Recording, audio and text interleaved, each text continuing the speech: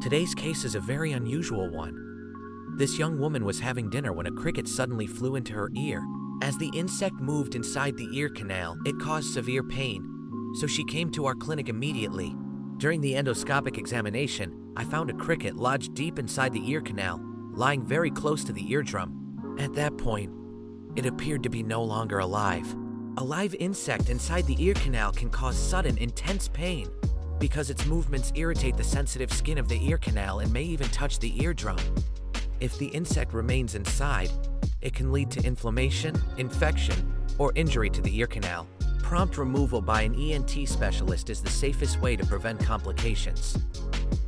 Using specialized instruments under endoscopic guidance, I carefully removed the cricket piece by piece to avoid injuring the ear canal or the eardrum. Any remaining small fragments were then removed with gentle suction, and the ear canal was irrigated with sterile normal saline.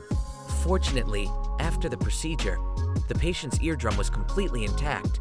If a live insect enters your ear, stay as calm as possible and avoid inserting. These attempts can push the insect deeper or injure the ear canal and eardrum. Seek medical attention as soon as possible so the insect can be removed safely under direct visualization.